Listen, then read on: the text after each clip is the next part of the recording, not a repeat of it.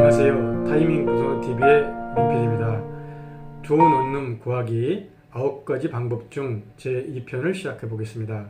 좋은 방 구하기 6번째는 약소기일, 계약금은 약소, 적게, 기간은 1년으로 하십시오. 계약금은 최소한으로 하시는 게 좋아요. 막상 계약은 했으나 입주 때까지 마음이 달라질 수도 있고 갑자기 인사이동이라든가 예측할 수 없는 어려운 상황이 발생할 수도 있기 때문에 그렇습니다. 물론 너무 마음에 들거나 확정적이거나 집 주인이 계약 해지를 방지하기 목적이라면 계약금을 좀 더 물론 하셔도 됩니다. 참고로 우리 문법이나 주택임대차 보호법 등에서 계약금을 10%라든가 이런 거는 단 한 줄도 없습니다. 대출의 경우는 물론 5% 이상을 은행에서 자체 기준으로 요구하고 있을 뿐입니다. 계약 기간은 1년으로 하시고요. 2년이 아닙니다. 주택임대차보호법 제4조는 1년을 계약해도 국민 주거생활 안전을 위해 2년까지 동일한 조건으로 거주할 수 있도록 법으로 딱 정해 놓았거든요. 사람 세상은 그 미래를 정확히 알 수도 없고 어떤 사인이 생겨서 1년 내에 이사를 가야 할 상황이 올 수도 있지 않습니까? 그러므로 약소기일, 약금은 소, 적게, 기간은 1년으로 하시기를 추천합니다. 7번째로 계약서를 작성하기 전에 월세 이외의 3가지 추가 비용을 확인하십시오. 원룸의 경우는 기본적으로 월세 이외 3가지 추가 비용이 있는데요. 매월 관리비와 전가수, 전기료, 가스료, 수도료, 사용한 몸값, 남 배리비입니다. 그리고 3번째로 만기 퇴실시 이사 청소비가 있는데요. 관리비는 신축의 경우는 매월 6에서 한 8만원 정도이고 9억은 없거나 1, 2만원 정도로 소액입니다. 엘리베이터나 복도 청소비, CCTV 관리비 이런 것을 명목으로 이렇게 내긴 하나 실제로는 이 돈은 그냥 월세라고 보시면 됩니다.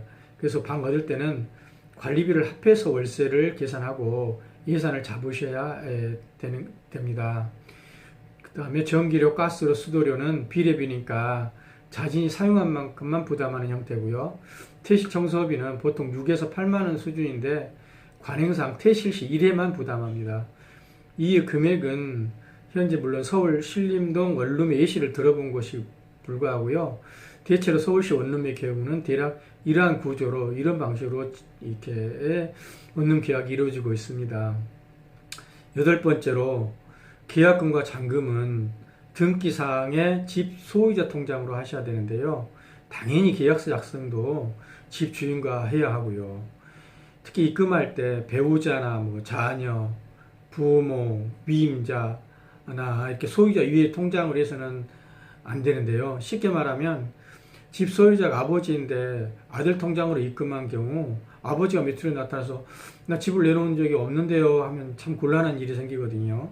중개사가 확인해 준 대로 집 소유자 통장으로 계약금이든 잔금이든 입금하시면 됩니다. 이때 소액의 계약금이라도 현금을 하지 마시고 되도록이면 계좌이체로 하시면 이 다음에 입증하기가 매우 편리합니다. 계좌이체로 하시게 되면 영수증을 받을 필요도 없고 보관할 필요도 없어요.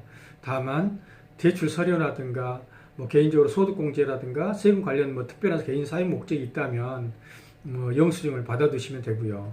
그리고 실무적으로 가장 많이 발생하는 게 이사날이 휴일인 경우 이 계좌이체가 큰 돈이라든가 큰 돈의 경우는 ATM이라든가 폰으로 안 되는 경우가 수시로 많이 발생합니다.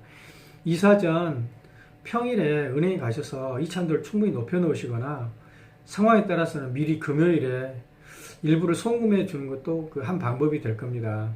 9번째로 계약을 하고 이사와 동시에 전입신고 확정일자를 필히 받으셔야 법적으로 보증금이 보장이 됩니다. 여기서 중요한 사실은 이사일이 공휴일이라면 인터넷이라도 당일에 필히 해야 된다는 것입니다. 전입신고 효력이 다음날 0시에 발생하므로 이사 전날에 미리 하라는 중개사분도 있으나 이는 좋은 방법이 아닙니다. 현 거주지에서 보증금을 미수령한 상태에서 현 신규 거주지로 미리 전입신고를 하는 순간 현 거주지에 대항력이 사라지는 큰 위험이 있고 실제로 이사와 전입신고 확정일자를 동시에 했을 때 대항력과 우선 변제권이 합법적으로 발생하는 것이거든요. 즉 전입신고가 먼저 미리 했다고 미리 대항력이 마구 발생하는 것은 아니라는 것이죠. 대신에 휴일인 경우는 인터넷으로 꼭 전입신고 확정일자를 하셔야 안전하다는 것을 다시 한번 강조드리고요.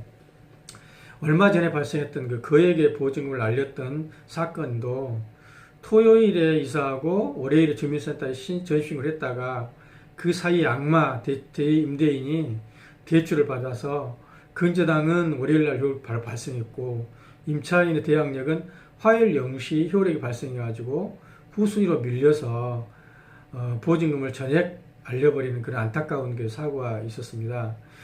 여기서 토요일에 인터넷으로 신고했다면 거액의 보증금을 날리지도 않았을 그런 사건이었거든요. 마지막 덤으로 드리는 팁으로는 우리가 집주인을까지 다 선택할 수는 없지만 이왕이면 집주인과 좋은 관계를 만들어 두시기 바랍니다. 좋은 관계가 유지되면 창문 틀이라든가 현관 전자기라든가 사소한 거에 고장이 나도 세입자가 불편하지 않도록 바로 수리도 해주고요. 친구가 놀러와서 며칠씩 자고 가도 치사하게 CCTV 촬영해서 월세 3만원 추가금 내라 5만원 추가금 내라 이렇게 하지 않습니다. 참고로 원룸 1인이 거주하는 것을 전제로 하므로 계약서에 1인당 추가당 5만원 추가당 또는 3만원 5만원 이 정도를 더 받는 것이로 보통 작성을 하거든요. 근데 만일 막상 입주를 했는데 집주인이 까칠하다면 어떻게 할까요? 집주인과 잘 친해지면 됩니다. 친해지는 방법 매우 쉽고 간단합니다. 보통 만난 일이 드물긴 하지만 집주인을 어쩌다 한 번이라도 만나 본다면 반갑게 인사하시고 무거운 거 들고 가시면 좀 같이 들어드리고 복도 청소라도 하시면 같이 해주는 척이라도 하시면서 아첨과 하부를 아끼지 마십시오. 그런 것을 몇 번만 해드려도 집주인과 공감을 갖게 되고 강한 신뢰와 호감을 갖게 됩니다. 우리는 지금까지 임대인과는 전혀 낯선 모르는 사이였잖아요. 아무튼 그렇게 친해지게 되면 세입자가 원하는 대로 다 잘 해줍니다. 주인의 마음을 이런 간단한 방법으로 여러분 편으로 잘 잡아두시기 바랍니다. 이상으로 원룸 구하는 지혜로운 방법을 큰 흐름으로 설명을 해보았습니다. 법 규정의 변경이라든가 새로운 판례 또는 저희 지식과 정보에 한계로 오류가 있을 수는 있습니다. 폭풍적질 겸허히 받아들이겠습니다. 계속해서 원룸 계약 현장에서 가장 많이 발생하는 중도해지법이라든가 가계약금 반환받는 법이라든가 건물 시가계산법 등 심층적인 부동산의 지식을 펼쳐보이겠습니다. 많이 서투르고 부족하지만 끝까지 시청해 주셔서 정말 고맙고 또 감사합니다. 이상 타이밍부동산TV의 민PD였습니다. 단 일이라도 도움이 되셨다면 구독과 좋아요 눌러주시면 큰 힘이 되겠습니다. 감사합니다.